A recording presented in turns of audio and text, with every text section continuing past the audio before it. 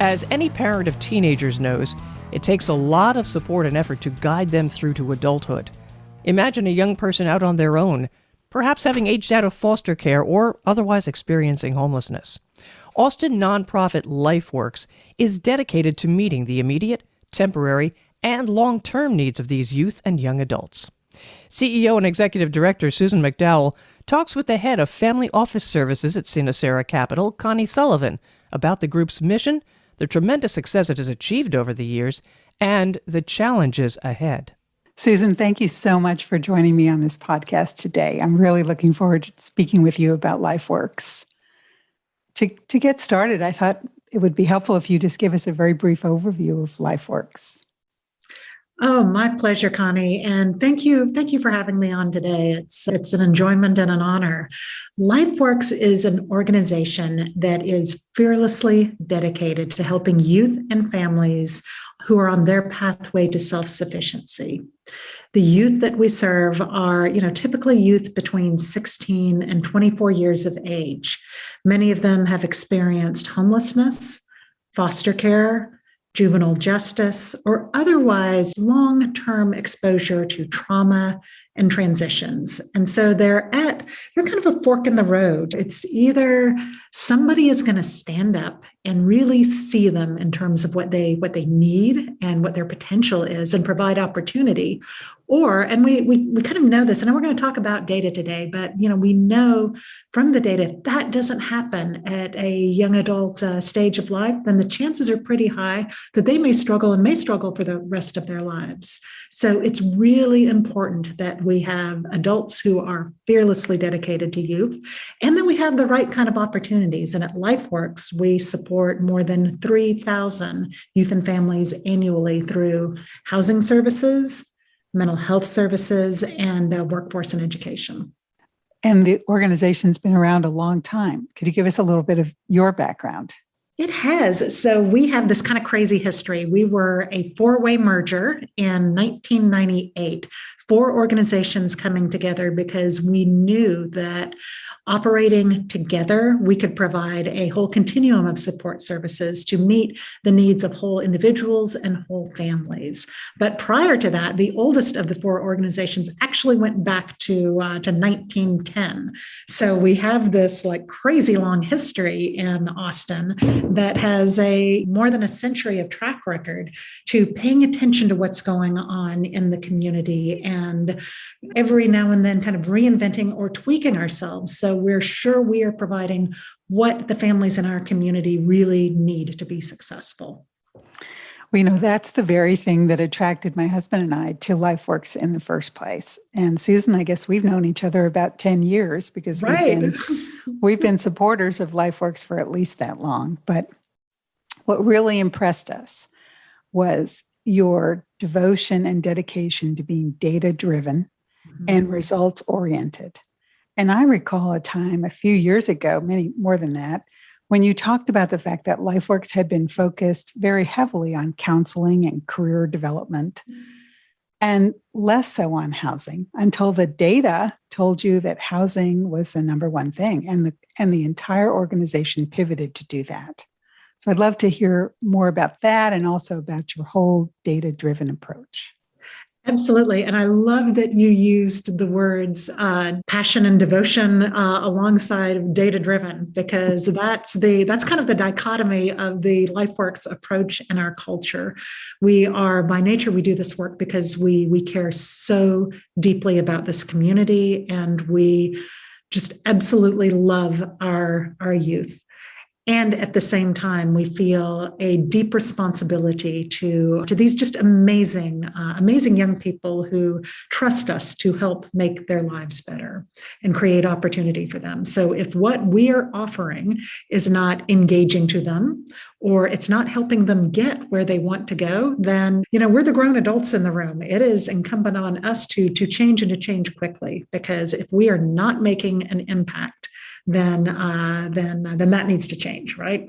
So our journey with data we've always collected data, but about 10 years ago, we decided to align the entire organization measuring, just qualitatively measuring individuals' progress towards self-sufficiency across all 20 LifeWorks programs. And so this meant that we had to find, and we did find, a real comprehensive matrix to help us measure many markers, actually 21 markers of self-sufficiency, everything from housing stability to family connections to the health of your credit and employment, your support structure, all of those little things that can combine and support, an ultimate journey towards self-reliance.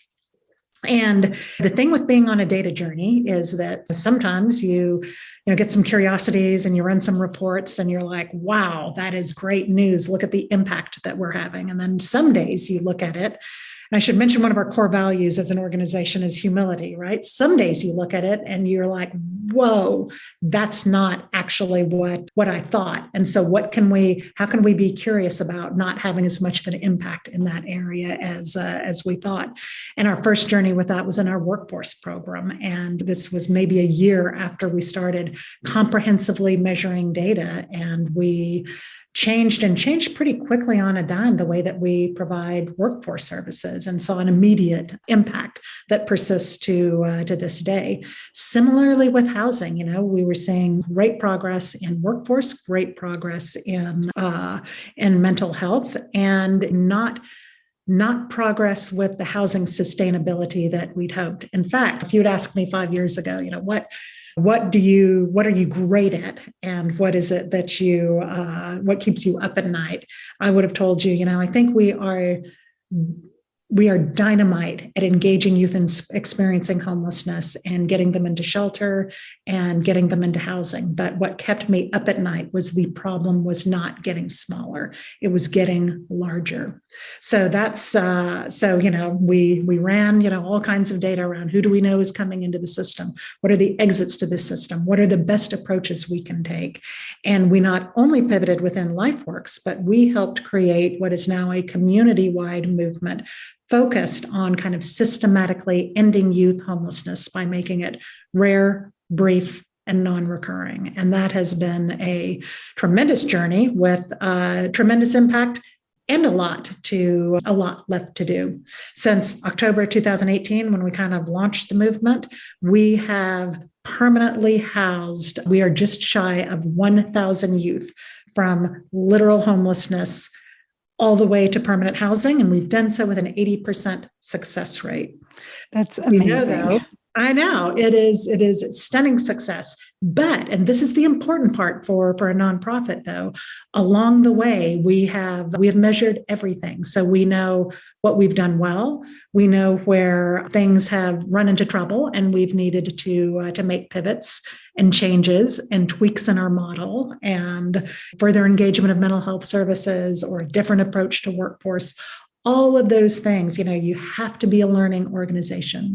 That curiosity and the attention to data and the attention to the experience and the voice of the young people that we're serving, because they can help us interpret the data. We just have to ask. And so we do. There's so much I'd like to unpack in what you just talked about. But I do love that you use the words curiosity and humility, because those are two things that a lot of times we fall victim to the opposite and just, wanting to find the data that supports and celebrates, and we just shut out those things that are contrary. So that's really fantastic. There are so many stories from the young people, and I know that you've incorporated a lot of your former clients and current clients into the LifeWorks programming. I've met some of them along the way who are just amazing. As you said, that their perspective and their experiences provide such impactful sharing. Do you have any particular stories about the work, the housing, and this challenge of moving toward permanent Absolutely. housing? I've recently gotten to know a young woman who we've housed during COVID, during the last couple of years, and she has a very young son. But at the time that we met her, she was pregnant and working at Walmart. and her,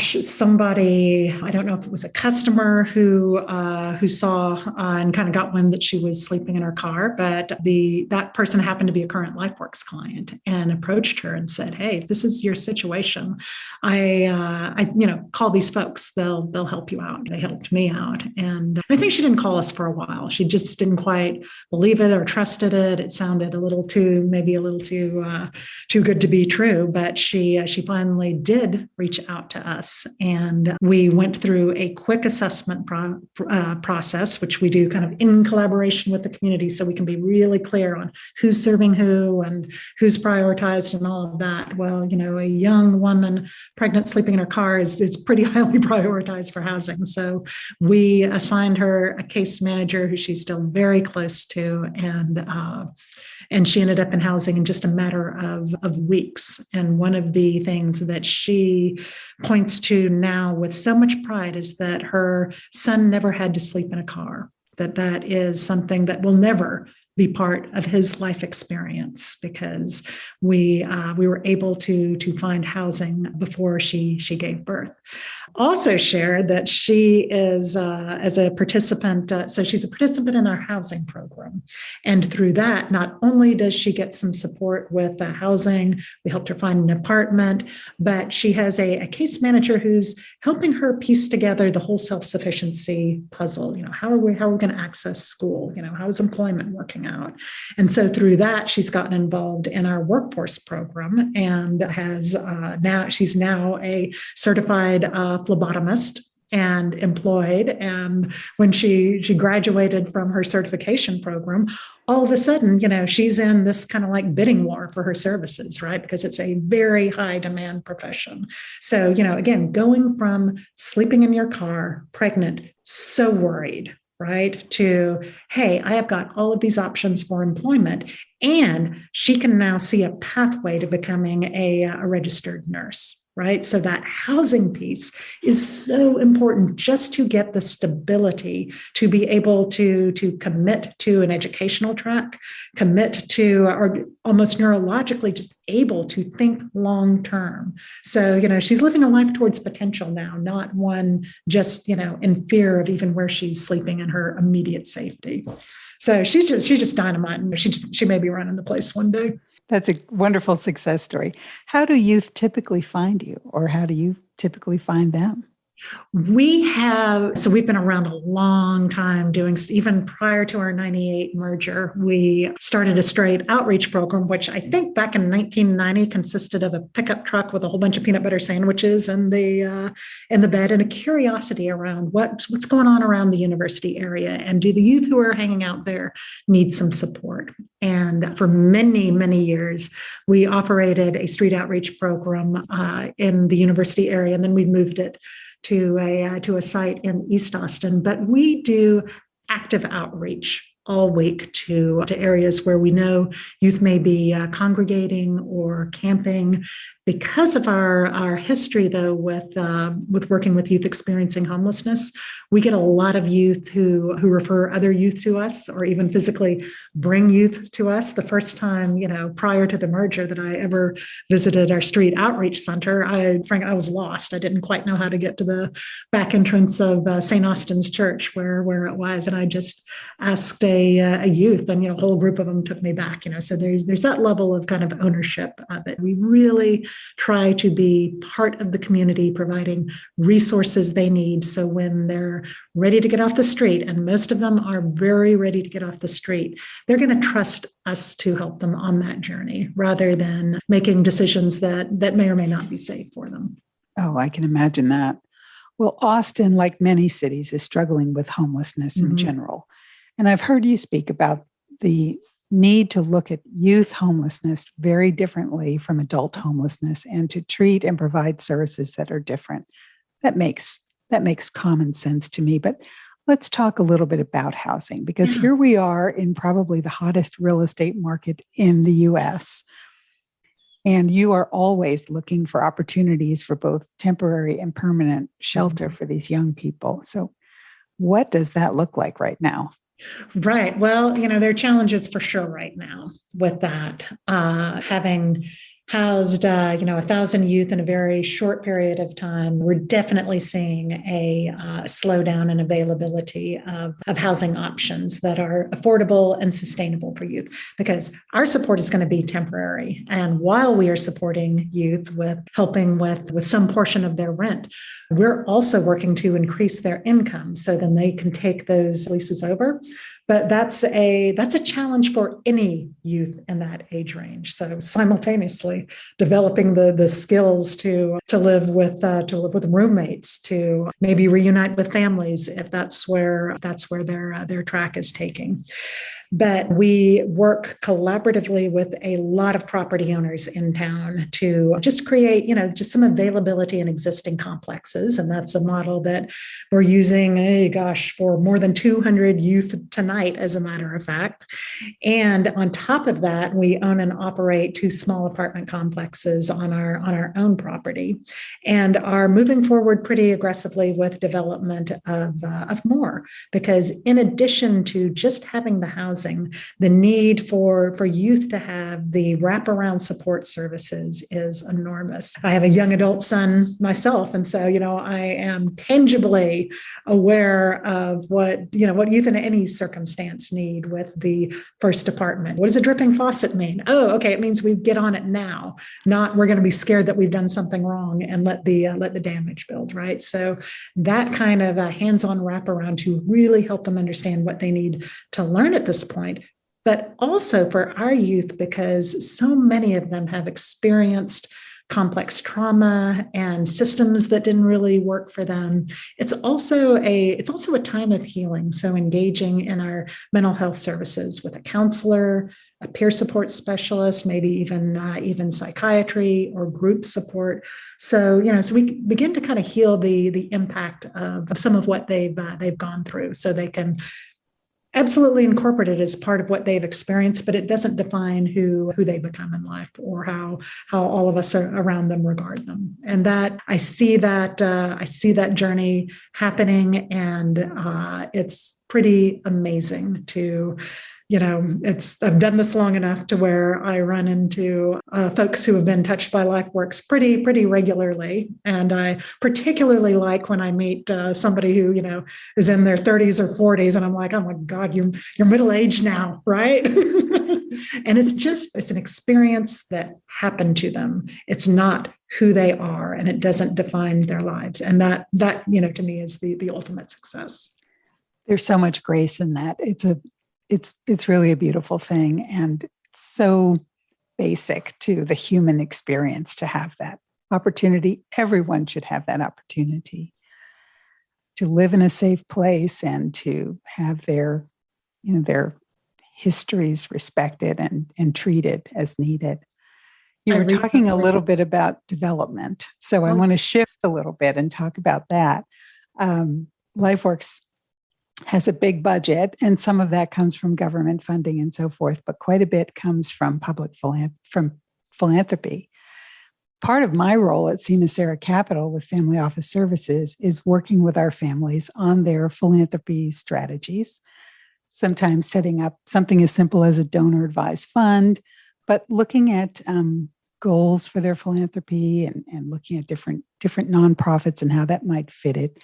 But I'm particularly interested in the millennials and so forth, who really seem to be taking a very different approach to philanthropy than their parents did. And in this town, I think I would argue that just about anyone in the technology industry, regardless of chronological age, fits into that new philanthropist model. So how does LifeWorks approach the new philanthropist?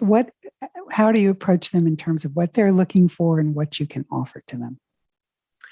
That is a fantastic question, because I think we've got a very unique philanthropic culture in Austin. I think because of the tech, the new generational wealth, and my answer to that, I think it goes back to what we were talking about earlier about really developing yourself as a curious learning organization with a focus on data. Because what I've experienced with this generation of donors is they want to understand and they question.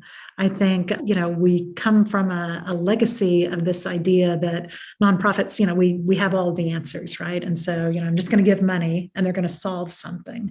And this generation of philanthropists is much more curious. And I think that's a very healthy thing. I think it pushes nonprofits in a very healthy way to curiosity and to asking questions that, frankly, we might not normally ask. But along the way, it opens the door for a level of engagement with philanthropists that I don't think we saw 20 or 30 years ago. Our boards of directors are, many of us have advisory councils that are all asking, I think, really just smart questions around how we operate our organizations, the effectiveness of our program, how we engage clients, and that has that level of engagement typically precedes the financial gift, and that's not a bad thing because it's just a way to develop a mutual relationship of learning that is, again, focused on a common purpose and assures the donors that they are investing in solutions that, even if they're not absolutely certain, solutions are based on credible hypotheses and credible data. And as a learning partner, you'll travel the journey together with that rather than a more transactional approach of donating and kind of hoping that it works out. And we're seeing that those relationships become long-term and become very, very, very deep and loyal because it's, you're kind of in it together. That makes a lot of sense. I mean, what I see is we used to have people that were really concerned about putting their name on a building or a wing of a building or buying a table at a gala. And you're right. Now, people are looking for direct engagement with data and answers to questions. And that does, it just makes a lot of sense. People want to be part of effective solutions and to be assured that what they're investing is effective. They want to be involved more than a number of years ago. And I think that pushes the nonprofit sector in a very healthy direction. It does. It's a delicate area because your clients have privacy issues, but are there ways that donors get involved with the organization? Oh, with us, absolutely. So we have a range of options, including, like I said, we move a lot of youth into housing, right? And they don't have anything. So we have kind of an apartment, what we refer to as kind of an apartment adoption program. Connee, I think you've been involved in Home Improvement Challenge, where, our call to action is, we're providing a house. We need to make it a home now through kind of furniture, decoration, stock the fridge and the kitchen for the first period of time. And that is an ongoing need. So our website has, kind of a list of kind of household supplies and kits that we need for just move-in kits for individuals. And we also, about 40% of youth in our housing programs right now are actually parents themselves. And so we also do a lot of kind of group drives around that you can, organize with your family, your church, your business to help support, new moms and dads with the supplies that they need to be successful. We also do a fair amount of life skills training and career preparation. So we're always looking for speakers. It's all virtual right now, but speakers to talk about, what they do for a living or provide some coaching and advice on things like resume preparation and interview skills. So those are some of the kind of direct ways to get involved in the organization. And of course, we're always looking for ambassadors for our mission to help us spread the word. Mm-hmm. Well, I'm certainly delighted to be one of your ambassadors because I've been a huge fan of LifeWorks for a long time, and I'm so glad that we had a chance to talk about it today, Susan. Thank you so much for sharing and coming on the podcast today. Thank you. Connee, how can listeners reach you? To learn more about LifeWorks, go to www.lifeworksaustin.org. And as always, to learn about SineCera Capital, www.SineCera And follow this podcast to get the latest episodes and, of course, share with family and friends. Thank you for listening to the Uncorrelated Minds podcast. Click the subscribe button below to be notified when new episodes become available. For more information on the topics covered in this podcast, please visit the show notes page for links to further information at www.SineCeraCapital.com. SineCera Capital is a registered investment advisor. Advisory services are only offered to clients or prospective clients where SineCera and its representatives are properly licensed or exempt from licensure. The information provided is for educational and information purposes only and does not constitute investment advice, and it should not be relied on as such. It should not be considered a solicitation to buy or offer to sell a security. It does not take into account any investor's particular investment objectives, strategies, tax status, or investment horizon. You should consult your attorney or tax advisor. All information has been obtained from sources believed to be reliable, but its accuracy is not guaranteed. There is no representation or warranty as to the current accuracy, reliability, or completeness of, or liability for, decisions based on such information, and it should not be relied on as such. The views expressed in this commentary are subject to change based on market and other conditions. These documents may contain certain statements that may be deemed forward-looking statements. Please note that any such statements are not guarantees of any future performance, and actual results or developments may differ materially from those projected. Any projections, market outlooks, or estimates are based upon certain assumptions and should not be construed as indicative of actual events that will occur.